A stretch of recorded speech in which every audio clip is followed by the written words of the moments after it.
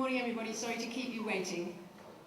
Being science and technology panel, of course, we have a technology hitch. Anyway, this morning, we're going to look at science and wildlife programming that's being commissioned here in the UK and in Europe as well. Three really key commissioning editors on the panel. Starting with blokes first, Cassian Harrison from BBC, Elizabeth McIntyre from Discovery Europe, and Jill Fullerton-Smith from Channel 4. So, you know, they've been kind enough to get up on a Saturday morning, and you've been kind enough to come, so that's really great. And there are some really, really good clips. And Cassian, I've asked the panellists to come with clips that they think represents the sort of trend in which they're going, you know, what they're looking for in commissioning and what they think is working. And Cassian's been kind enough, actually, to bring stuff that hasn't actually gone to air yet, which I think is really great. So we're going to kick off with Cassian. So, Cassian, when we were talking yesterday, you were telling me that you are actually doing quite a lot of natural history, but it's natural history with a difference. So just give us a bit of an overview of what you're trying to achieve, and then we'll look at some clips. Absolutely, sure. What I thought, because obviously we do history, science, natural history, I look after, and we did the specialist factual panel, so talked a bit about science there, so I thought it might be worth concentrating a bit more on natural history and what we're doing. And overall, I think what is worth talking about, because such a range of output that we do, you know, it's BBC One, BBC Two, BBC Four, that, you know, you can get very dull about classifying what channel it's going on and what it feels like. And I think it's more interesting to talk about tones, about different ways that we do things, different feelings, different kind of emotions that the programming can give you. And I've got a few clips which just give you an idea both of our recent output and also, as I say, what we've got in production, some things that we're quite excited about, which just give you a sense of, which should give you a sense of just the range of the kind of things that we're doing and the range of ways of approaching that really interest us and excite us. So the first thing I'm going to show is a clip from an amazing series which was, well, it took about 4 years to make, a wonderful series that went out on BBC One at the beginning of this year, called Earthflight by John Downer. John Downer Productions is one of the kind of one of the leading independent natural history program production companies. And the thing that John does is he's just absolutely brilliant on technology and techniques. And for this series, it was a 5-part, in fact, a 6-part series on birds. Which could sound bloody dull, and in fact we were a bit worried that it might well be bloody dull. But what John was able to do with just incredible stuff of imprinting animals, filming with phantoms, filming with microlights with birds imprinted to follow them, just looked extraordinary. So I'm just going to show you a quick couple of minutes of just one of my favourite little moments from Earthflight, if I can. So we can see if this works. First time I've done it with an iPad. Let's see what happens. Oh, hold on. I'll go back to the beginning. On the west coast, pelicans are also removed. They must keep to a strict timetable if they're not to miss a great feeding event. They say a wonderful bird is the pelican. His bill can hold more than his belly can. But it's true he can swallow 5 kilos of fish in one gulp. These rays are rare to believe.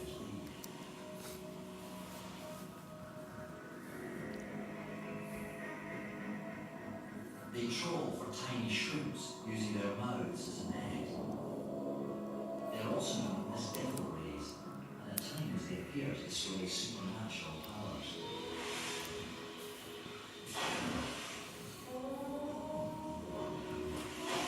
It seems they too can fly.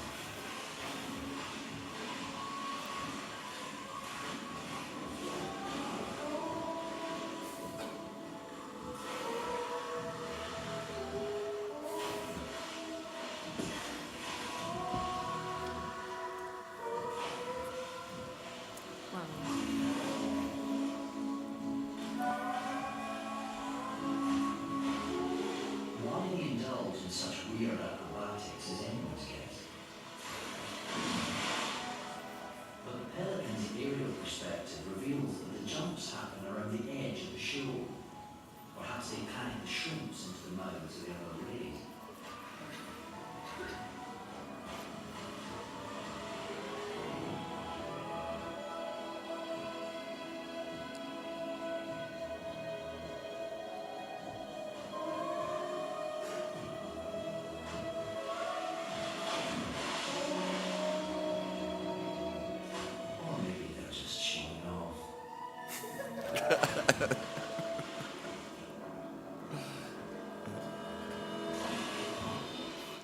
So that's actually quite traditional, but absolutely amazing Absolutely. stuff, right? I mean, it is. I mean, it's traditional natural history. But what it is, the thing that it did, it's just the camera techniques in particular. I mean, there's only a couple of shots in there because I just like those rays, which are quite conventionally filmed. But what it's about wonder.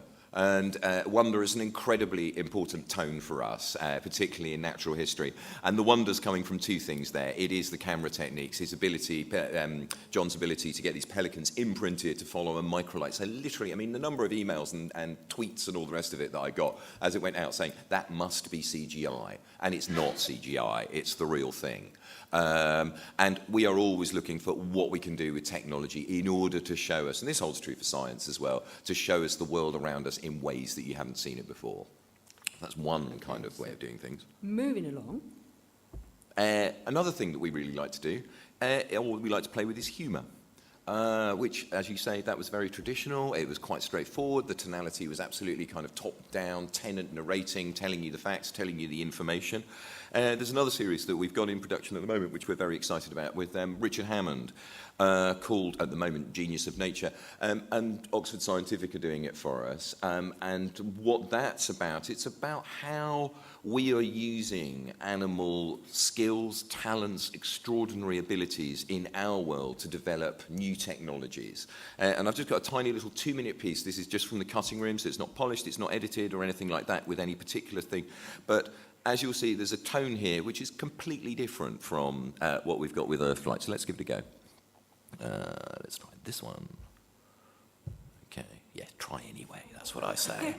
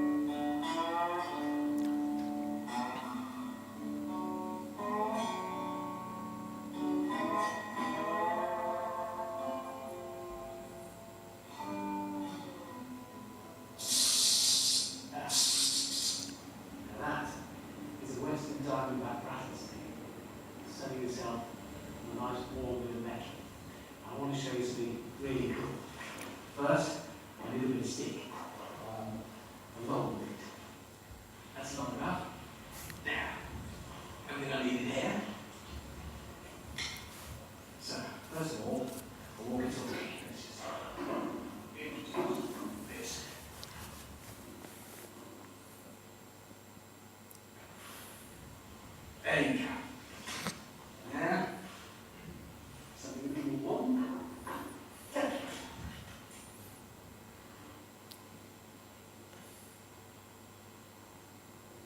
Now, let's say I want to talk to my red snake. Walkie-talkie. Hello, this is Snake. Hello. Sorry to wake you up. Hello. Hello. Nothing. For good reason. She can't hear it. She has no ears. So let's try something different. Maybe she'd rather communicate by telephone. The phone over there is on vibrate and not ring. And that's quite important here. It's dying. Straight away, a response. Immediately. Now that's because, while she can't hear, she can feel the vibrations from that phone. They go through the metal she's lying on through her body and up to something called the quadrant bone in her head just by her jaw that vibrates. So she can hear, if you like, the vibrations. And that is something that takes us to what we're doing next, which is very clever indeed. I need to get my phone back up. I'll come back for later.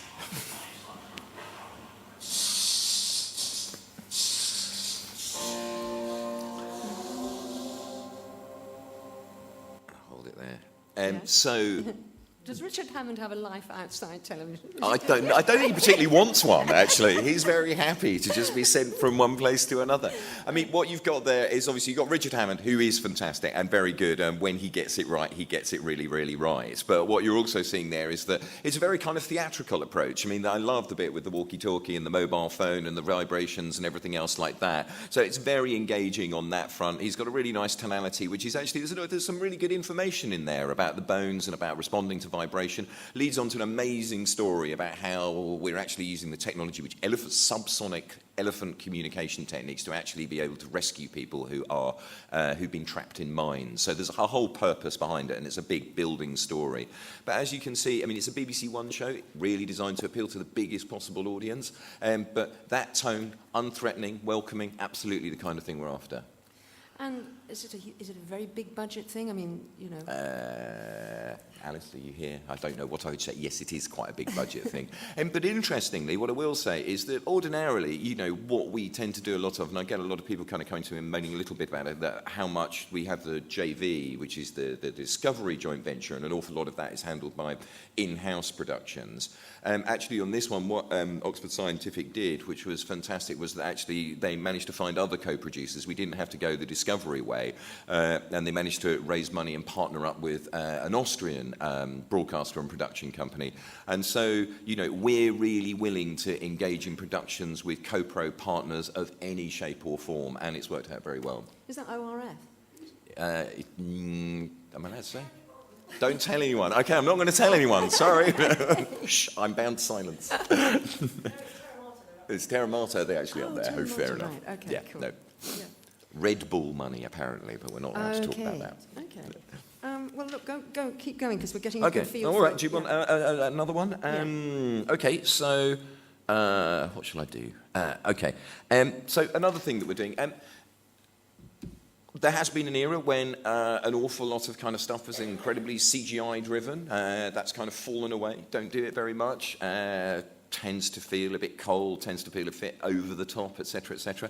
Nevertheless, we will still look at CGI-driven content and programming when we feel the reasoning is right, and when the purpose behind it is right, and when it's being done to enough quality to justify the CGI approach. So another one that's in production is a single, a one-off that we're doing with Wide-Eyed Entertainment. This one is a Discovery co-pro called The Cell.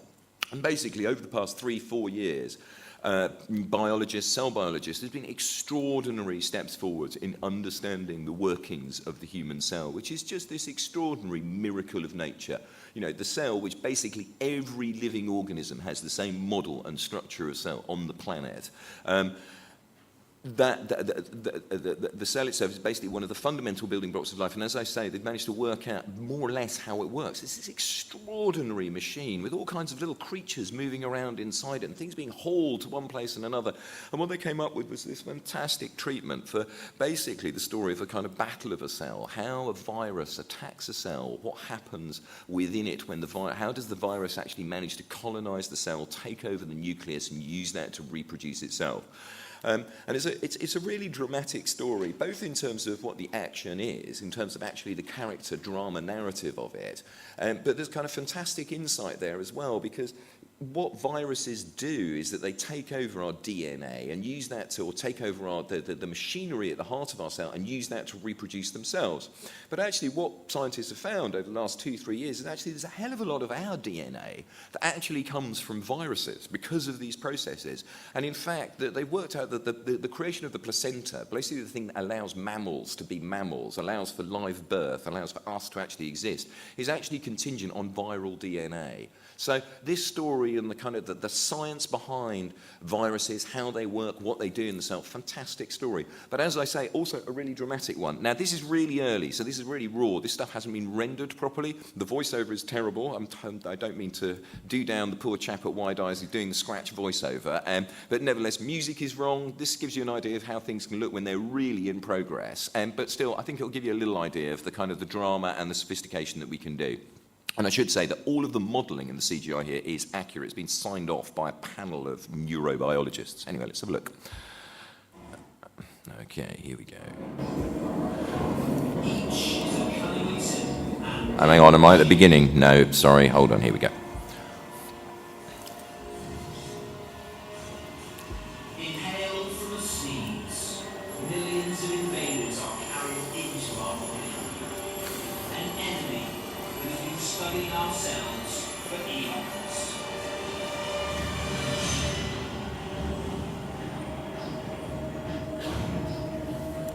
Alien intruders. Each is a cunningly simple and deadly machine.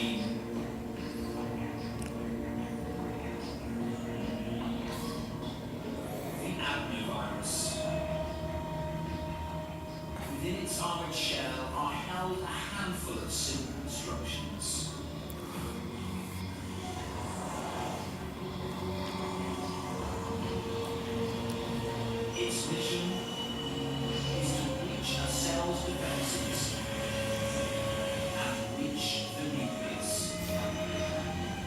Once inside, any one of these viruses can take control of the cell and reproduce.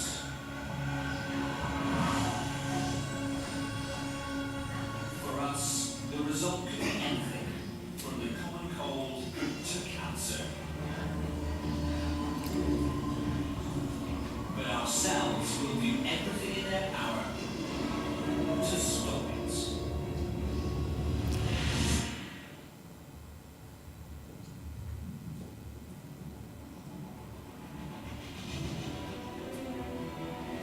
Before the virus even reaches the cell, it is met by a cloud of resistance. Antibodies patrol the no man's land between the cells.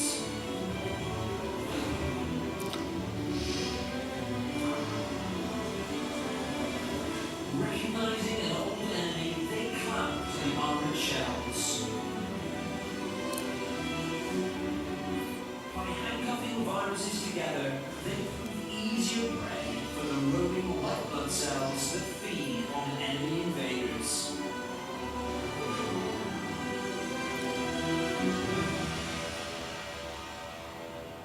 It's a good first line of defense, but they are simply outnumbered. Millions of viruses have reached the surface. It's Star Wars. It is, absolutely. Yeah, no, we might tone it back a little bit, I think, for a BBC audience. And yeah, I don't think his voice is good, but nevertheless not quite the right thing. But I mean, as I say, the justification there is that all of the modelling, all of the imagery, those the actual shape of those antibodies, all the rest of it is absolutely referenced against, electron microscopy. About that is exactly how it looks. Those processes are exactly how those processes occur. So it's not just a piece of kind of CGI. Oh, let's just punch it up and make it look fab and wonderful. Absolutely rooted in science. Would Discovery even consider showing something like that, Elizabeth? Yes, I mean... Well, I think they've yes. bought it. Oh, they've bought it. Oh, well, there you go. Very much so. I mean, when I'm going to set up my stall, we have a range of different types of commission, ranging from the landmark, which are very much perhaps CGI-driven, very classic in their format, plus also character-driven, process-driven, and a wittier take on science. So as part of the Discovery remit, there'll be certainly those sort of landmark showcase. There's no presenter in that, is there? No. And there's not going to be? No, actually, what we're going to do is, for the Discovery version, in fact, what it is there's no presenter. For us, again, to give it a little more bottom, a little more purpose, a little more seriousness, because it's a BBC Two show, is what we've done is we've cast 3 of the world's, in fact, most accomplished cell biologists. And what we're doing is a sequence of interviews with them, and what we're going to have in the narrative is breakout interview and moments from them where they unpack some of the bigger story behind the narrative that we're seeing. So that's being filmed at the moment. So we're filming in kind of New York with an idea of how a city is the parallel of a cell, Iceland, which is where the first cells were really formed, and also another sequence with in the New Forest here, basically. But again, because what we want to do is I wanted to break it up a little bit, because that CGI world over the course of an hour can start to feel a bit claustrophobic and a bit overwhelming. So it's nice to just mix it up a little bit. I used to see stuff like that on Channel 4 years ago. Would you commission that now? I'm hesitating. Probably not. I think we're looking for 1, maybe 2 big specials like that a year, but I think it's too straight on for us, to be honest. Yeah. I'm just going to ask you to do one more now, Cassian, because it leads us into, this big trend that's happening at the moment, which is, live events, stunts, and, there are people in the room who are from places other than the UK, including me, from Australia, so I haven't actually seen Planet Live go to air. So let's just have a bit of a clip and explain quickly what Planet Live was. Okay. Planet Earth Live was a major series of programs went out, started off about a month ago, where what we wanted to do is kind of like Springwatch squared and taken to the umpteen thousandth power, was that every May, basically everywhere on the planet, is the moment when young animals, baby animals, are taking their first steps in the real world. And it's a moment of real jeopardy, it's a time of real danger, it's a time of, of triumphs, of disasters. And what we did was we set up basically as a sequence of programs, as I say, Planet Earth Live broadcast from 2 key locations, one in Africa, one in North America, but multiple other locations around the world, where what we wanted to do was bring the audience unfolding stories as they happened of bears, of lions, of, oh gosh, what else did we have? All kinds, we've got whales and dolphins here, whole sequence of creatures, and just do that building narrative of exactly what was happening. So again, a completely different approach to natural history, which is usually so considered in terms of its approach. And I'll just do a quick clip. This is Julia Bradbury just doing a sequence about baby whales. Here we go. We've got spotters all along the coast of California, and they're letting us know information when it comes in. 1,000 baby grey whale calves are leaving the sanctuary of the warm water lagoons and making their way up the coast, but we know that 1 in 3 of them won't make it. Patrolling those very same waters are killer whales who are on the hunt. It was only a matter of time, in fact, before our crew got the call.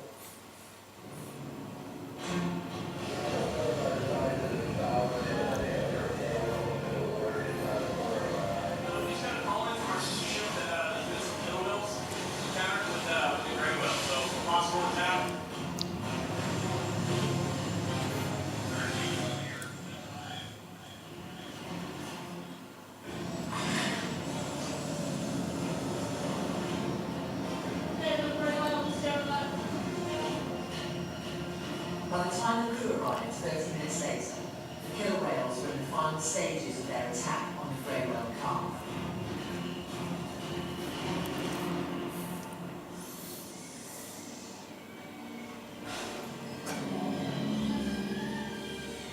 They'd managed to separate the calf from its mother and were repeatedly pushing it under the water in an effort to drown it.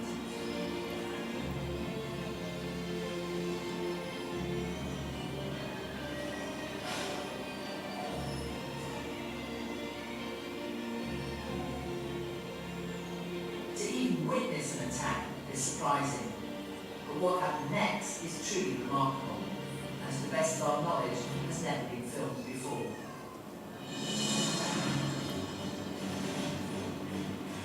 As the orca continued their attack, the crew noticed 2 humpback whales who seemed to be intervening in an effort to protect the grey whale and her baby. They appeared to be placing their own bodies between the wounded grey whale calf and the killer whales.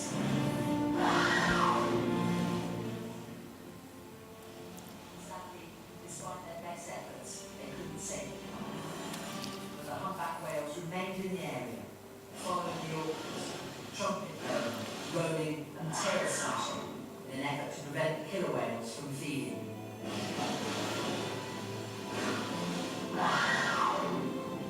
6 hours later, the humpbacks were still there, but the killers shared the spoils with the albatrosses, while the grey whale mother continued her journey north, alone. So that was an example of, you can't beat live and all that, but actually there are lots of other examples in that series where, the danger and the risks of actually doing it live, you're stuck there and nothing's happening. Yeah, I mean, it's an incredibly risky thing to do. And, particularly in the early stages, never been done before. And I don't think that any of us would pretend that it was actually absolutely seamless and wonderful from the off. But, it's critically important to us, particularly with natural history, indeed with all of the genres, that we're continually looking to how to move them on. Because, we can't just continue to do Attenborough, Earth Flight, John Downer, top-down classic natural history. We've always got to find ways to give it more involvement, give it more energy, give it a different shape for the audience. And what was fantastic for us is that the audience found it, they liked it, and they kept coming back to it, and it was a big audience. And actually, it reminds me that there's a producer in Australia, oh gosh, Sally. Anyway, she made a film called Penguin Island, and Indeed. that was a co-pro with BBC, and that was like popular natural history. Absolutely. Right? So, you can get commissions with the BBC.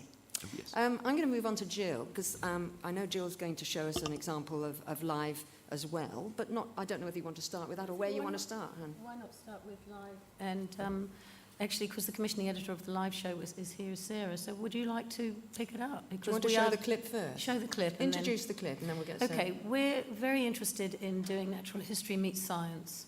I don't think we will do head-on natural history, a pure observation. Usually, almost certainly, always with a presenter of some sort, and trying to get a new take, just like Cassian's talking, really, so the channels are both looking in the same space. We would like to be, probably we would like to be a bit more awkward with it and a bit more rootsy, I suppose, with a different, slightly different take on it, rather than the world of wonder, I would say. We've got Jimmy Doherty, who is very keen to continue to do natural history, with science included, with that sense of humour that Hammond brings. We've got Mark Evans, who's a vet and who's a potential presenter who is desperately keen to do natural history. Is he the Inside Nature's Giants Yeah, guy? exactly right. He's the Inside Nature's Giants chap. As a polymath, he's a vet. He led the RSPCA for some time. He's also an engineer, and he's on a retainer with the BBC, with Channel 4 at the moment. I was there a long time. Never so sorry. And so Mark Evans is definitely somebody you should think about putting forward for ideas. He's very good live. He can hold live down really, really easily. And of course, the other one is Jimmy Doherty. I think, to be really honest, Sarah may have a different view. For me, I don't think I would step out much further unless somebody came up with a staggering new presenter outside of those two presenters, I think. I think Jay's got a limited interest as Channel 4 for natural history. Jay Hunt. Jay Hunt, yes, the controller of Channel 4. So I think Hippo Live went well, commissioned by Tanya Shaw. It did very well for them, maybe not so much in numbers, but it was about online meeting, a live event, which I think everybody was very interested and very pleased with, and really wanted to think about another way of going forward with that really inlaid sense of the online meets the live event. Does anyone in the room not know about Foxes Live? So you've all heard what it is, so we don't really need to explain. So why don't we show the clip, and then Sarah can talk to it. Dr. Sammy Darwin, an expert in Fox communications, here to join us. Hi, Sophie.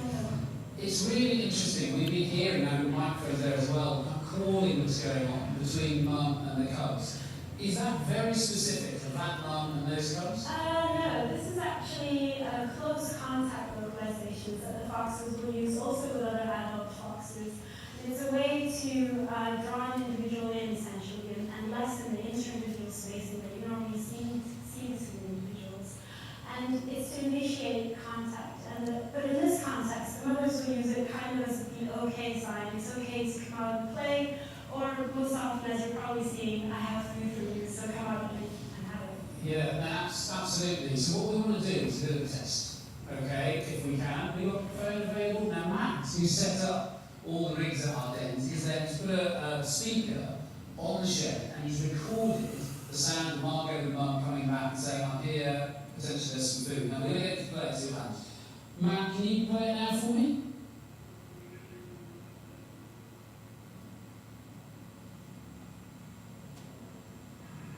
Any movement at all?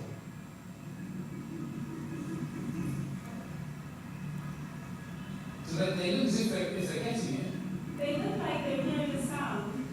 It looks like maybe they were already out, and they've certainly heard of vocalization. They're alert to something now, aren't they? But it doesn't seem as though they're utterly convinced it's not.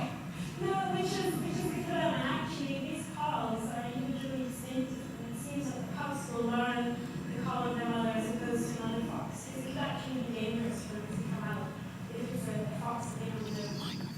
I know. Can we have a microphone for Sarah Ramsden, please, who's in the front here? And I must say, you know, that I can really see what the appeal of that is, because it's that edgy thing, like, oh God, are we going to see anything, or are they going to be stuck there, or what? Go for it, Sarah. The thing that we're most proud of about Foxes Live was just how much the engagement with the public worked. So we had the streaming of the live dens. We had you could post sightings of foxes on a map in your own area. There was a scientist devised major survey to help them work out population density and attitudes. And there was GPS tagging of about 12 live foxes throughout the country. And when the launch show, we actually released a rehabilitated fox into Manchester suburbia and encouraged people to log on to a second screen to actually follow the progress of Chico. And it crashed the site, and we were having 1,000 hits per second, and it's the second highest ever Channel 4 hit rate since Big Brother.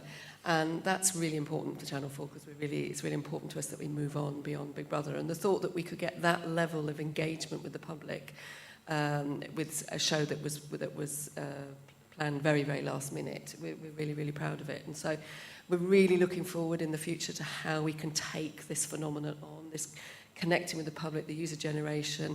People started tweeting Margot, but someone adopted Margot as their tweet persona and started to tweet really scurrilous, rude tweets. And we had over 20,000 people did the survey.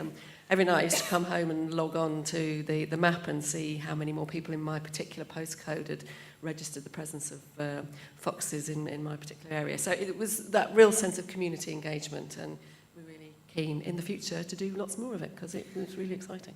And do you think the BBC also wants to do, keep this live thing going? Yeah, I mean, I think Well, you've got we have Springwatch, to be, obviously. we have Springwatch, we have stargazing, which is a more science-led approach. I mean, I'm sure that Sarah and Jill would completely agree with me on this, which is that making something live is not an answer. You have to have a real justification and a real purpose for doing it. It's going to add another 50% premium to your budget to do it. It has to have purpose. It is good for giving a buzz, engaging an audience, but as I say, the audience will smell quite quickly if you aren't really doing it for any real reason at all. Jill, show us some different stuff. Yeah, I've given just some, I thought I'd just talk, we haven't got anything that's coming through just yet to show you, but I've got sort of 3 categories of the areas that I think have worked for us and I am interested in. You've seen one, Foxes Live, which is science meets natural history. The other one, if you show a clip of The Shard, very quick, play it. Which one? Play that. The Shard.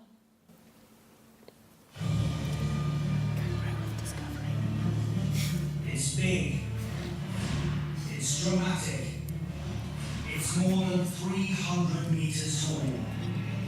Any higher it would interfere with jet aircraft. To build a skyscraper of this size, it takes hundreds of millions of pounds. A head for heights, and a talent for hustling. Everything's a risk. No one take risks, think an armchair and all day time television. It takes new techniques, unorthodox methods, and the sheer bloody-mindedness to fight floodwater. That's a disaster. That's what's doing that. And ice-cold winds from Siberia. The wind blows to the south. It takes nerve, skill, and some luck. This is the inside story of the battle to build the Shard. Well, I'd expect to see that on Discovery. It is a co-pro with Discovery. It is, This is true. It's September Films with Discovery. I think for me, as a commissioning editor, the key things to take away from it, that I, just like Cassie, and we're in the same genre really, obviously we 3 are, is I like technology. I really like it. I like cameras. I like fast. I like slow motion. I like phantoms. I like all that paraphernalia that gives you an inside view. And for me, I think what makes that film, it got really big audiences for Channel 4, and it worked really well. I think I am interested in big engineering, big projects, the biggest, as I know that Elizabeth is as well. So if you're in this space, if you don't make it with me, you can always go and see Elizabeth. Or we can join up together. So there you go. We're right in a space here that it works well for the channels. It's a sort of no-brainer. You've got a chronology. I just want to say one thing, which for me would sum up what sort of commissioning editor I am, rather than detailing what I'm looking for. If you're all science filmmakers, you will know this in your heart, but if I make it really clear, it will sort of strip away a lot of thinking about, well, what do they really want? The biggest problem, I think, I've been making science programs for a long, long time myself personally, starting in Horizon many years ago, and I have faced over and over again, not just as a director, but also as an exec, It's not the content that bothers me. It sounds so strange to say this. Look, we all know that the thing about science and narrative, it's the hardest thing you'll face because, you know, you discover a photon. What do? Do you do backstory? Here it is, now you do the forward story. That's the essay on Horizon. It's not for me, just to say. But what other forms have you got? You've got the 101s, which I call page 1, paragraph 1, which are the big landmarks, plate tectonic plates, CGI. Cassian and the BBC still buy them. They dominate the market. You know, there's no point in us getting to that big space because the BBC has got the power to drive those great big 101s through. For a long time as an exec, and also I've done already putting a through for you at the channel, I make what I call the disguised magazine, which is because it's hard to get a big storyline out of science. So I look for things that you can package up shorter films and combine them with an organising principle, which will be the hardest thing you ever do, is to find the organising principle. We get loads of how do you do that ideas through. We get loads of let's look at the street, and you get so many of those coming through with no real organising principle, and it's hard to get something like 10 things you need to know, which we did on BBC, or different things like if you look at the 50s house, I'll come to that in a second. So therefore, what I would say is the thing that interests me is I'm going to assume, as you guys from science, you know your stuff, you know your content. Therefore, come and talk to me about the form of it, please. I want to hear how you're going to make it. We all know what science programming is. We're strangely quite a tight genre. It's quite narrow. It's the same as natural history. So it will break our backs to find new and original forms. So I would say my immediate way of thinking when you're coming to talk to me is, what are you good at? What is the genre that you're really, really, really good at? And shove some history in it and come and see me. In other words, I went to wall wanting to do vintage. I want to do popular stuff. So I went to them and said, I want to do vintage. It's out there. It's in the high street. It's everywhere. It's culturally out there. And their company have done social history meets science, meets technology. It's a natural for them. So what better place to go and talk to them and work together. And Channel 4, Jay Hunter sent out the message, we want to work with you. We really will. To come up with something that carried the big changes in the 50s of science and technology. Now, they turned that round in 4 months. So it's going out now, It's going out now. It's opposite the football at the moment, 8 million against ITV. But it came in there and went like that. The figures kept rising through the evening. We like it. We genuinely like it. We like the form of it. But that, for me, is to talk to you not so much about what the content is within it. I expect you guys to know that. It's how are you going to make it? So there you go. Did you say what it's called? Was it called The House? The House the 50s built. I've got another one which, again, with Ricochet. Again, it's the what are they good at? And so we're doing another food idea. Food meets travel, really, with science. So basically, I say to them, what are you really good at? Because people tend to come to you with the essay or saying, I really want to do the cell, or I really want to do this. It sort of doesn't work for me. I know we're going to do the content. We're good at it. Tell me how you're going to make it. Break through, and only by crossing over will we break through. And as Cassian knows, it's my old trick at the BBC, and I haven't changed. That's what I like. So I think that sums up. The next one is... I'll just move to Elizabeth. We'll come back to the next one. Okay. All right. Elizabeth, let's hear about because you have quite an interesting commissioning sort of scenario. So explain that before we go into clips, yeah?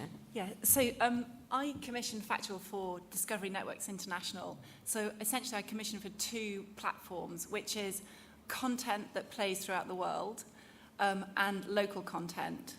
So the key driver is one asset that plays internationally. And interestingly, the key thing for me is mixing genres. So it's kind of very much a reflection on what Jill is speaking about. So our key genres are engineering, science, space, history, and adventure and endurance. And often with those categories, we try to do what we call nature's own playground. So we'll be having a look at character-driven series where it's man against nature. And when you fuse 1, 2, 3 or more of those genres with a lot of factual takeout, you're able to get some science, some history, some natural history with a lot of factual takeout. And that's very much a key driver. Also, which is fairly unusual for if you're looking at engineering or science in its purest form, I'm looking for long-running returnable series, ones that we can roll out around the world. And these range from anything from the landmarks, the sort of content that Cassian has been showing, and I'll show you some examples in a moment, right through to wittier, younger skewed formats. I announced yesterday about a format called You Have Been Warned, which we're making with October Films, which is a simple proposition of amateur experiments that people have uploaded on YouTube with a chorus of experts who speak English as a first or second language, who analyse and deconstruct those experiments with great graphics. And when I was discussing it with October, I thought, this has to have been done before. It's so marvellous. But actually, to my knowledge, it hasn't been done before, this format. And we're in the process of creating a delightful series as a result of that. So key for me is the one asset that we have plays in 210 countries, and it's relanguaged into 47 different languages. So it's really important that a lot of these are process-driven with a how-to element. So with something like You Have Been Warned, it's very much the how-to behind experiments. So what I'll do is I'll show you a few clips to show you how these fusion of genres work, and then talk off the back of that. Is this a good time to do this? To show the clips? I'm so bad. Yay! Rotterdam, Europe's biggest port. At the heart of this international super hub are a series of ingenious inventions that avert disaster. If we meet each other in a narrow part, there's a big chance that we collide. These inventions will help workers overcome 7 critical challenges to turn around one of the world's biggest container ships in just 35 hours. In our search for the ultimate giant engineering genius, we put the greatest of these mechanical marvels under the spotlight, testing, analysing, rating, a head-to-head battle to find the best of it. So how does it work? Levitation rods underneath each side of the train wrapping around the edges of the track. When a current passes through super electromagnets on each arm, a powerful magnetic field is generated, which attracts the arm to the underneath of the track. Incredible but true, the magnets of the maglev only use the same amount of electricity as an air conditioning unit. Man and machine in the ultimate race to the South Pole, crossing the coldest place on Earth, Antarctica. 3 men on an expedition where they'll risk everything. Not getting there is not an option. It will have to be critical or fatal. It must be vital. As they attempt to smash the world record time over land to the South Pole. I challenge you to find something that's more something like that than this. So a couple of reasons to show you those particular clips. So with World's Top 5, it's that's Blink Films, and this is another example of something that I'm able to roll out around the world. It's a simple format where a chorus of experts will test and analyse the key engineering giants of superplanes, super trains, etc., and then rate them for the ultimate in best in class. And the 15 experts that we have speak English as a first or second language, so that's a very accessible format. Also, with something like World's Toughest Drive, it reflects on what Cassian and Jill have been saying. That was totally self-shot, which I think it's just an astonishing achievement for these 2 guys. One is in engineering, Kieran Bradley, and one is an adventurer, Jason de Carteret. And their passion for the last 3 years is to create a customised vehicle that will drive to the South Pole and beat the land speed record, which they do actually achieve. Actually, we're transmitting from next week, so please do watch, even though I've given the end game away. But throughout the 2 episodes, they have a number of engineering challenges to overcome, and they have to analyse and understand the natural environment. Plus, there's an awful lot of shouting when things go wrong. So it's a great combination. It's very visceral because it is self-shot. And so this, to me, is something that's really worth exploring either as specials, which you've seen here, or in long-running series. I mean, another example which fits into the kind of natural world environment is we had a two-part special called Walking the Amazon with Ed Stafford. And Ed Stafford is an ex-military man who decided he wanted to walk the length of the Amazon. And key here is that he was going to do it anyway. We haven't set him up to do it. Our adventurers and our scientists want to do these things anyway. So he disappeared for 2 years into the jungle, 2.5 years, and came out the other side, having filmed his experience. And as he was about halfway through his experience, we got wind of this and we commissioned a two-part special. And again, it's that very visceral experience, it's man and nature, and a great way of showing the natural environment. Because we are a digital channel, we don't tend to do live events. We'd never rule them out, but we don't tend to. But what we do is try to have more of a 360 experience that feels responsive to when an event is happening, rather than have something live. So when Ed Stafford was walking the Amazon, he was tweeting and he was uploading content to his website and to the Discovery website. And so this makes it feel very proactive and something real. The same happened with World's Toughest Drive with the guys when they were on their way to the South Pole. So just to clarify the three things that I'm looking for, it's landmarks, which we've talked about, and are similar in feel to the examples that Cassian has shown.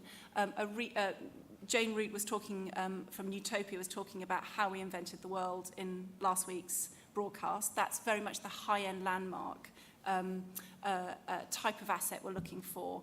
Interestingly, with that, we'll switch in and out. We've got 15 versions of that, switching in and out local celebrities for key territories around the world. Then these either character-led or process-led long-running returnable series that mix genres. But also we have a final category, which is the fast turnaround specials. And they're often news reactive, with things like examining the ash cloud, examining a large international event like the tsunami, and giving further analysis to those. We worked recently with Chris Shaw and Emma Reed at ITN on a live, 60 Days Under the Snow, which was looking at a story of a Swedish man, Peter Skellig, who survived for 60 days under the snow. So we were able to draw on that news reactive event, but also add other examples of hibernation and looking at the physiology behind hibernation. So again, we were able to combine those two genres. Yeah, you've mentioned characters, which actually, everybody talks about all the time. It's really important, isn't it? And Jill was nudging me and saying, I want to talk about presenters.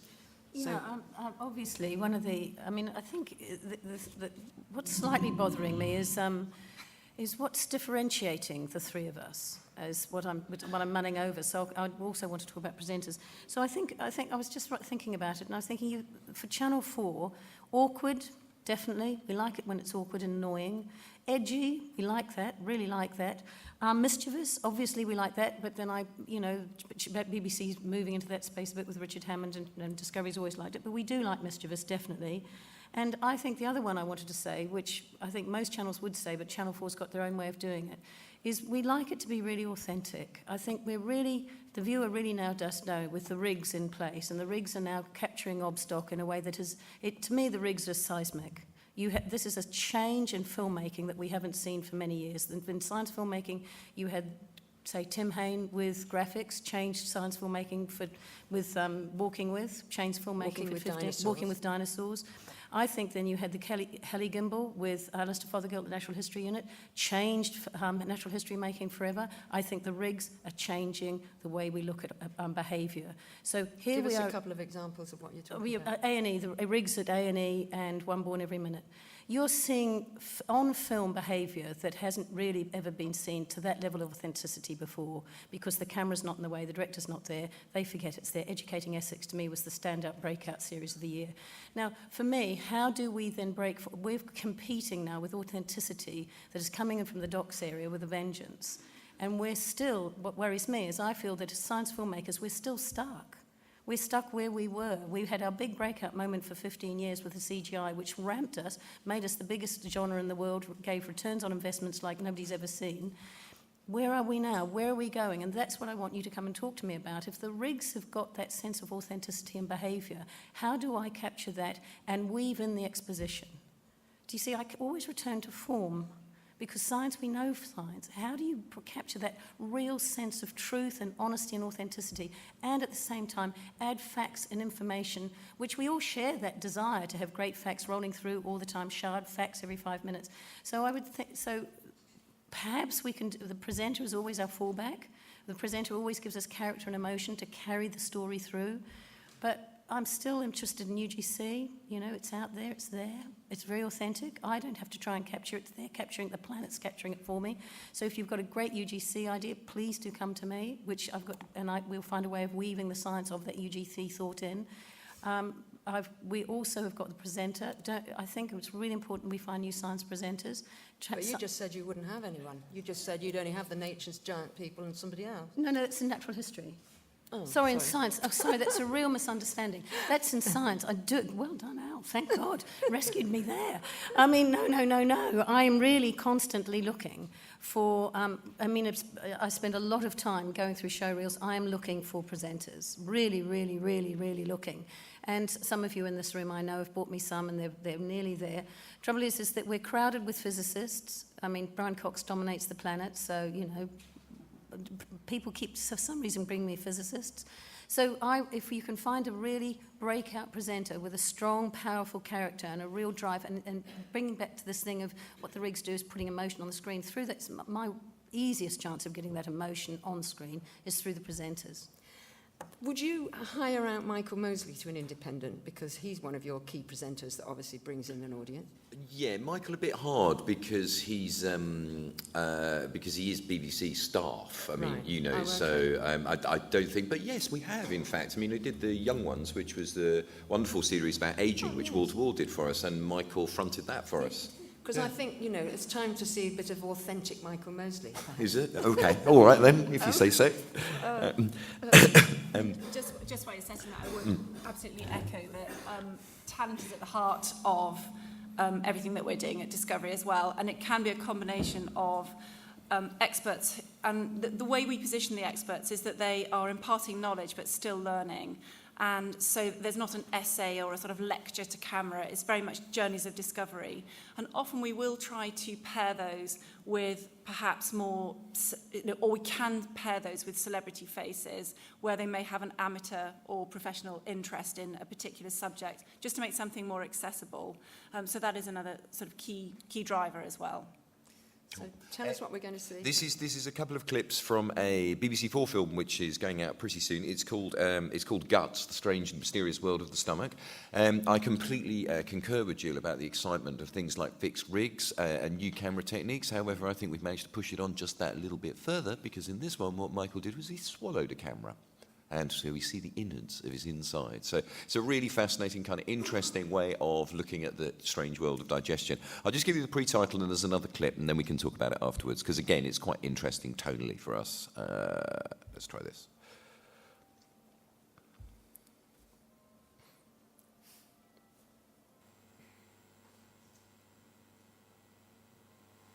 Have we got sound?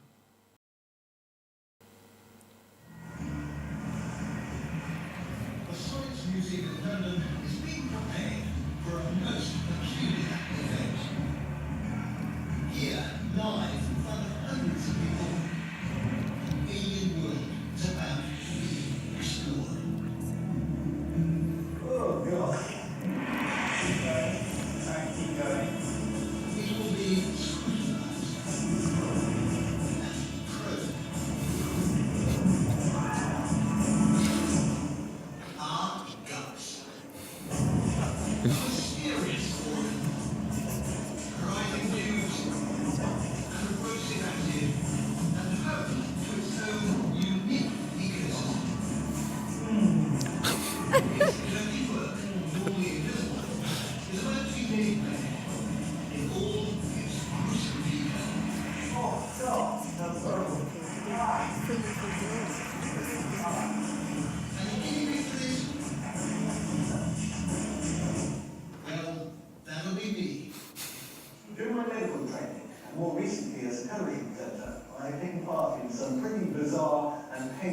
experiments. But nothing quite like this.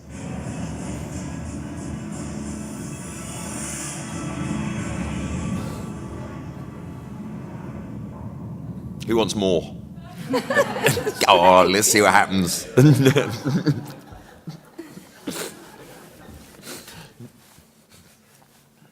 Mark's got something else to deal with. Oh, not up his The bum. camera is still down my stomach. We're about to stick another camera in, which is slightly intimidating looking. It's got a nice tip there. It's going to go down from my nose, to be fairly done. And when it's down there, we'll get a much better look at the stomach. And then I get tweaked a little bit, so we can sort of see more of the stomach action. So it's going to be a little bit uncomfortable, isn't it? A little bit.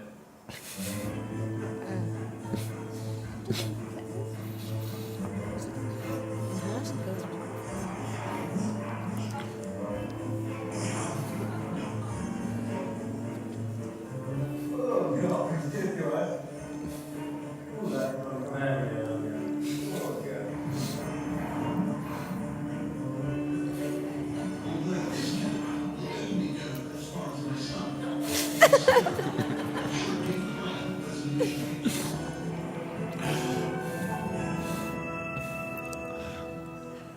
Oh, so uncomfortable. And there we are into the stomach. There's some porridge from earlier. Okay, Michael? Yes. There's some porridge. Thank you. The food is right. Chicken noodle soup and brightly coloured veg, so we can pick them out when they're inside. I know it's not the perfect position to be dining, but No, it's only like this. there might be a little bit of something. How about if we go for something with colour? Okay, so red. That sounds good. A few bits. A few bits of yellow. Yeah. So we should see it passing by in a minute. There we go. So green went past. First, there might be a little bit of chicken to pull. There we go. Oh, there it's coming now. There it is. I don't know, ask him. I have no idea. You can see the way the food is being churned up by muscles in my stomach wall. As well as this mashing action, my stomach is also releasing gastric juices, and began doing so well before I started eating. Gastric juices are released at the sight, smell, or even thought of food. And the powerful chemicals they contain will help turn these lumps of food into a creamy mush in this child. That'll do. I think, you know, like, you can't get much more authentic than that. You really, can't get can you? authentic. I mean, you know, I concur with Jill. You know, it's how many times the film has been made about the digestive system, about how that part of the human body works, but it's the form that makes it work. It's the way of the approach. It's a, you know, it's a combination of a fantastic presenter who is authentic, great word, really good one, use of innovative camera techniques, use of big sense of event, and what you do is you take a piece of content that, let's face it, somebody's made a television programme about every 5 years since television was invented, but you've got something really fresh and original. I would say, if you've got an idea along those lines that's quirky, weird, that the presenters in pain, take it to Jill, I 'cause would she doesn't want it. She absolutely doesn't want it. want to buy that show. I think it's stunning. I have done the digestive system, and it was not, and I love the audience effect of it. I love it's in the, that's what exactly right. It's the form of it. We've all done the digestive system, but somebody who made that, Cassian? It's in-house London. Which director? It was Helen. Wow. Helen Okay, Thomas. look, I'm sure you've got questions. Elizabeth's got one more clip to show, and then we'll open it up to questions, yeah? Yeah, I was also just going to say what's worth mentioning is that even if you are not traditionally a science producer, it's worth coming for the very reason that we're discussing, is that there may be fresh takes that you're bringing to the table if you're more used to doing fact-end, for example, to give something a neat twist. So. And one more thing to say, which is exactly right, is that what Ricochet and I have talked about, and it's so right, is that I don't have, as Channel 4, a lot of suppliers compared to the documentary market. So if you want a space that's not nearly as crowded as the documentary market, then I'm it. Because if you look at your genre and find a way of weaving science into it, Ricochet's never done science before, they're really bright, really happy to work with them, and it's great. And so they're a fact-end company that came with a format which we added some science to. So do consider science as a place you can come to, and we can help you layer the science in. It's the great idea that we can add science to is what we're looking to. Yes, I just wanted to show you one more clip to illustrate this mix of genres and how we're doing more in the natural history world as well. So I just wanted to show you a couple of things that went into our adventure season, but it shows just how fluid we are with the genres. Oh, sorry. One also thing I just also wanted to say is I wanted to credit Windfall Films with the Countdown to Collision idea, which is a number of inventions that support superstructures like airports, ports, and oil rigs, for example, shooting around the world, and that was also a terrific idea. So this is showing how the fusion of genres. Yeah. Everyone should go outside the comfort zone. Go sit in your house on the beach or repeat classes. Get some rooms out here. Oh, that was the news. Out of hats, out of water. What is that? Well, here's a little bit of the Indiana Jones about this. Just want to know where you're playing. This way now. Hold that real high. Hold there. This is what I'm going to say to this.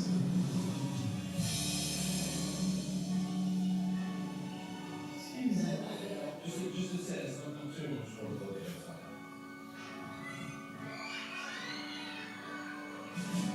Never did I think I would be meeting the Queen, sipping tea.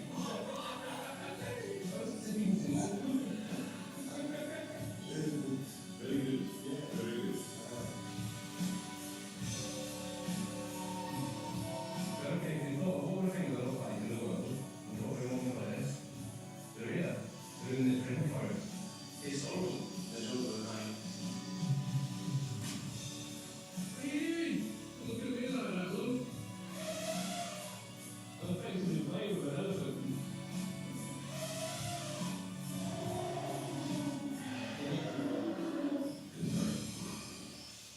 That's interesting. That's interesting. Oh, sorry. Should I play a bit more? Yeah. Let me tell you about gold. Gold doesn't come easy.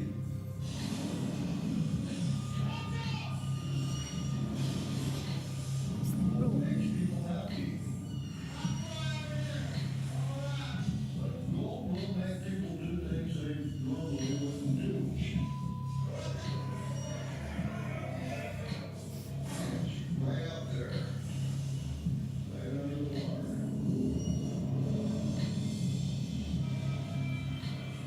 God, it's a beautiful day.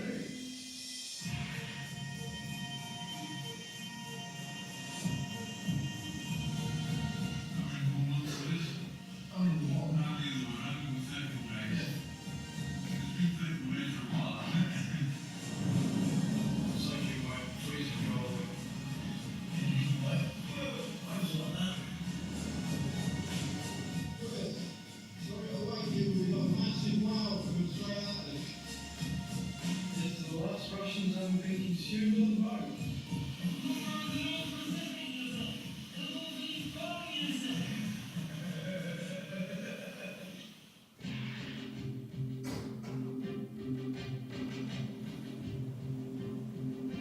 It's not a very pleasant place to be, and I think that actually really makes you think this is going to be a lot harder than I originally anticipated. I was halfway up the second step, and just below it there's a body. My legs just started shaking uncontrollably, and all I could think about really was that I didn't want to end up like that. There's just so many memorials here. It makes one think why we're here, risking our lives to try and stand on top of the world. You've seen that. So the reason I wanted to show those is it's very much the man and nature, and also there's problem solving along the way, both in terms of the environment. For example, in Gold Rush, that's raw television, and that's actually commissioned outside the US, and we play it around the world. So just to clarify on that. But it's an example, again, of that fusion of genres. They have an engineering problem to solve in every episode on how to dig out the gold. So it's a great way into that factual takeout. And Geordie Stewart, who was, I think in the end, I think he had the record for being the youngest person to climb Everest for, in the end, about 30 minutes, because I think it was broken a tiny bit after him. But he self-shot that. And the guys who rode the Pacific, they shot their material as well. And again, there was a lot of nature takeout as well in that one-off special. So, and Freddie Flintoff, he's everyman and going on a journey of exploration around the world, experiencing animals for the first time. And he has a very genuine interest. We had him in an episode of Alone in the Wild, and he was so taken by the experience that he wanted to get up close and personal with animals for the first time. So it's very much the viewer experiencing wildlife through Freddie. So look, we've got about 10, 15 minutes left, so I'm sure that there must be some questions. So who's got the microphones? There's someone in that middle row there, please. Could you say who you are? It's always nice to know who's asking the questions. Hello, I'm Lauren Horner from Gulliver Media in Australia. You've spoken a lot about how much you value presenters and characters, and yet all of your presenters and characters seem to overwhelmingly be male. Just wondering if there's a place on any of your channels for strong female characters and presenters, and if audiences are willing to accept that. Absolutely. Sorry, I mean, that's only coincidental. No, we are always interested and desperate, I'm sure Jill would concur, I'm sure everybody would, for female presenters. I mean, we're actually quite pleased with the roster of female presenters we do have.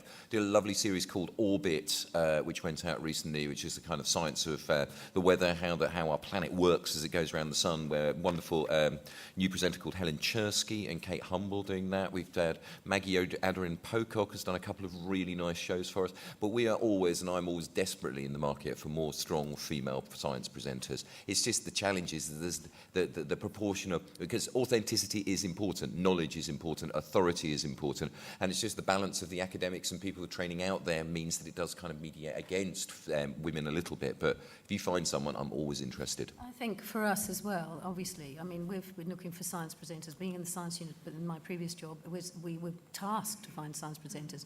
And at Science Congress, so women presenters. And when at Science Congress, Alison ran a big session talking to a lot of female scientists and helping train up female scientists to find a way that we can bring more women through. I actually feel that it's not going to be an easy one to solve. Cassian, I think, in the history genre, has really cracked it, because I think the history genre, you're allowed to be more maverick and out there and easy and have alternative ideas, because it's an academic genre dominated by women. Therefore, women who rise to the top are much more maverick, whereas the science world is dominated by men. And the women who rise to the top are very structured thinkers, very careful people, very academic, very considered, and those people don't make great TV as a rule. So if you look at what Cassian has achieved in the history genre, I love Lucy Wolseley, I love those presenters who are slightly maverick, slightly out and very, very original. We're desperately keen to find them in science, and I think we may find them in the younger ones. They must be there. Well, I think the senior women, we've tried again. I've been trying for 10 years, and I think the senior women, I think it's the younger ones coming through now, and the channel is less rigorous. I don't know what Cassian's like, but when I was there, it's less rigorous than the BBC, who wanted real authority. I'm much more prepared to take a younger person, who, as long as they, sort of in this Lucy Wolseley mode of science, I'd be thrilled. Younger, authentic, edgier, funnier, unusual, quirky, got things to say, humorous, rather than that big, weighty professor, which is what we tended to look for in the past. So and what about on Discovery, because that's kind of a male-skewed channel, Yeah. so... I mean, Discovery is indeed male-skewed, but we're very keen on co-viewing, and our demographic is 18 to 49 on average years old. But yes, to echo what Cassian and Jill are saying, there are younger people coming through. The young bit's not the important bit. It's the fact that there are professional people coming through now, and in fact that my tape didn't exactly represent the fact or reflect the fact that we do have female experts on the channel. But yeah, we'd like to have more. Another question? Over here with the... It's Tim Worley from Content Distribution. I wanted to ask if you could, all of you, could say a little bit about the opportunities for co-producers. And I'm thinking specifically of co-producers from non-English speaking countries who might want to place their work in the UK, but would have to create an original version in another language for their domestic territory. Is there any opportunity with you for those people? Can we start with Elizabeth first, because that's quite an encouraging Yes. opportunity, I think. Yeah, I mean, the key driver for me is the idea, and then after that we can look at a variety of models of how that might work. And whatever original content we have, we then translate it into 47 languages to play around the world. So there are always opportunities. We're very used to that, and there are always opportunities to work in a flexible way. So, also, my area of the world is Western Europe, and that means I'm creating international assets, but speaking with producers from anywhere in Western Europe. It befalls the fact that in the main they happen to be UK producers, but I'm really keen to speak to other producers too. Cassian. Difficult for us. It's not that we don't acquire foreign programming. I mean, but the challenge for us is that really we're license fee funded. We are mandated to spend our money in the UK. That's part of the equation. We take money off the British public and then we spend it in terms of the programs we make within the UK community. So we will, if it's a really special project, there are things that we will acquire. We will look to co-pro, but it's going to be something very particular, very unique, which we wouldn't be able to do or to achieve any other way. Yeah, and for us, I think we're obviously in the market for co-production if it's the right story, the right treatment, quirky, awkward, interesting, or very, very big. I'm in the middle of about to embark on a co-production literally at this moment. So, but would it not be true to say, Jill, that you'd be more likely to get, say, a co-producer from anywhere else in the world to partner up with a British production company rather than just make the programme with them? The reason I'm hesitating is the model that I'm using is, at the moment, with the one I'm involved with now, that started with the Americans, and it's come to us and we've said yes. The Shard was a co-production. I think we are very British-focused. I think that's true, but biggest around the world is obviously still very interesting to us. So if you had access to the most extraordinary piece of engineering you've ever seen, obviously we'd be interested, and we'd be if it came in from Austria, we'd still be interested, because if you look at the Shard, anybody could have made, and I'm not saying anybody could have made if September did a great series, but it's an international feel, and so yes, of course. Okay. Thank you very much. There was one just in this row here first had a hand up before. Just in the come to the front with the microphone, please. Yeah. Can't hear. Here, should we try the other one? The other mic just behind you, Luke. Jocelyn Carrick from Certain Pictures and UCL. I'm just wondering what ethical considerations factor in your commissioning process sometimes in terms of the effect productions have on the environments that you go into, both during and after. Is this directed at anyone in particular? Do you want to start, Elizabeth? Because we saw lots of things of you going into pristine environments. And Yeah. that way, yeah. It's a very good question, and it's absolutely critical. So, in fact, what wasn't reflected in for example, the World's Toughest Drive, was the fact that Jason and Kieran were trying biofuel. So the drops of fuel that they had, the 3 drops of fuel they had along the way, were using biofuel in order to test how that fuel would work and how it can then go into the domestic market. And that has to be done in a pristine environment, does it? I beg your pardon? That has to be done in a pristine environment. I mean, no. I mean they were doing that anyway. I mean, we didn't ask them to do that race. They were going to do it anyway. But it was and that is absolutely key in what we do in terms of the authenticity of what we're following. But it was very key for us that they did talk about the biofuel, and it was very key for them too. And also in terms of for the stringency around natural history. So, for example, the Freddie Goes Wild series that Tigress did, they are very well versed in understanding the rules around filming with animals and local rules to do with cultural sensitivities and animal local law as well. So that will all be taken into consideration in shows like Freddie Goes Wild. Anybody else have anything to add? No? Question at the back there. Thank you. Michael Anderson from Entertaining TV. If I've developed a series idea and I've written various versions of it, and listening to all three of you, I could submit it to each one of you. Are you open to being approached with the idea and saying, I think I fill the remit that you've stated? Are you happy to guide and consult with us? Or is it something you'd feel, if I haven't got it absolutely right and understood exactly what you want, I'm not interested in you? Or would you help us and develop it? I think that I can say for myself, yes, but I also want to say for the channel, as a bigger picture across all genres, Jay Hunt, the controller, has sent that message out to all her commissioning editors, that we are to work with the independent sector. This is our supply base. This is the base that we've got to care for and nurture and enable and bring on, because without them we're dead. So obviously the answer is yes. But we still, of course, that's in the bigger picture of terms of strategy. But I think in the smaller picture, being really frank, if a commissioning editor, you do look at the piece of paper on your screen that's coming through. You do, you can't help it. And if you've got people wanting 9 meetings that week, so you've still got to write a really good piece of paper in the door. And for me, it'll be the originality of the form, again. If somebody's put something really original, but we're not quite there, obviously, all three of us will say yes, obviously.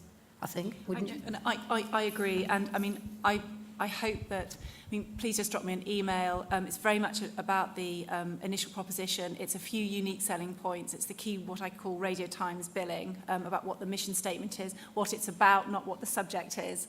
And I'm extremely keen to help, along with my team. Victoria Noble here is here with us today as well, who's also on my team, to shape a series or a one-off so that it's strategically positioned for the channel. So we really welcome that relationship. Okay, thank you. I just add one thing which is probably worth saying, is that I don't ever get a treatment which is right. Yeah. This is a very, very difficult genre. It's harder in its way. It goes back to what Jill was saying about form, which is that, documentaries or even history, which I commission as well, let's take history as an example, it's actually much easier, because history, it will be a subject and an approach, which actually, say, Mary Beard's Rome. You can write what that idea is in a paragraph, you know what it is, you know how it's going to work, and you go forward. With science and natural history programming, it's never that simple. We know the content, but the issue of how the form is going to work is often so sophisticated and complicated that, as I say, large, international production companies will come to me with ideas which they have worked on for 2-3 weeks, more than months, and it will still not be right, and we will still have to go back and iterate and polish. So, that's part of the way we work. Absolutely. And we can really help you through that process as well. That's very much what we like to do, and go through all the sort of key steps. Yeah. Another question? Hi, I'm Inga Samuels from Tigress. It's for Cassian, really. I just wanted to know why Guts was on BBC 4. For me, that could work on BBC 2, and I could see it on Channel 4, and it has elements of Derren Brown, Gunther von Hagens. It seemed to be an idea that could work for a few of you. Well, yes, it probably could work. Could it work on BBC 2? I think Janice might be a bit nervous of it, because it's quite noisy and stunty in its way.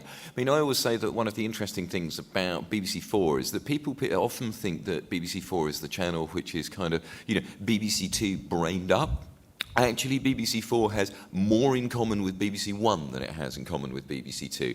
Its challenge is, because it's a digital channel, what it really needs to do is have proposals, propositions, top lines that really cut through in order for people to find them. So with BBC 4, we're really happy, and it's part of the brief. We want to get audiences there, and we're happy to be big and noisy, and it is a place where we do some quite sophisticated event television. We also are really pleased with what we do on BBC 4, with all of the DQF cuts and all the rest of it. One thing that has been preserved is our BBC 4 science slate, because it's telling its own really unique and really valuable story, and we want to keep it as healthy as it is at the moment. One more question? Well, I'll ask you one more question. Was there actually, I love that Michael Mosley thing. And was it actually live in front of an audience? It looked as if it was. I mean, Yeah, no. They went in at 8 o'clock in the morning and he swallowed the cameras. And various people trogged in and out, and there's a giant screen and they could see exactly what was going on in his stomach. Absolutely. Yeah, no. So they trog in and out? He's there, he's lying on the couch. I mean, that's what we liked. I mean, it's what Jill commented on. I mean, I have to say, when the first cuts came in, it was all a bit dry because it was just the cameras inside his guts and all the rest of it and him talking about it. And I did say, no, we've got to get more of the sense of the reaction to it, of what people are saying and what people are thinking about it, because what it does is it gives it emotional punch and brings the science out of the kind of abstracted, theoretical, this is what the cilia do inside your large intestine, to actually, what we feel about it as well as what we know about it. Yeah, I mean, I think if there's a takeaway message at all, I hate the word authentic, but I think we've worked out what authentic actually is. It's feeling, this is really happening, nobody's conning me, it's going on right in front of my eyes, and wow, I've never seen that like that before. No, and I mean, God, if you can deliver that, you'll be quids in. Yeah, and thank you very much to the panel, because I know it's... Sorry, you want to say one last thing? I was just only going to say, the last time I saw Michael, the poor man's gone off to do a horizon on fasting. So literally, been living on 250 calories a day for 3 weeks. He just looks terrible. He says, if you ever want to lose weight, don't eat. I said, Michael, I could have told you that before you did it. Anyway. I hate to say this when it's Cassian's clip, but it sums up by big three, really: awkward, authentic, and basically mischievous and original. So, it's a great space to be in, I think. So, look, I want to thank our 3 commissioning editors. Cassian, I especially want to thank you for bringing stuff that hadn't been seen yet, which I think is great, and we all love that. But thank you all for getting up, giving us such fabulous clips and lots of insight. Really great. And I hope you enjoyed it, and hope it was useful. Thanks very much.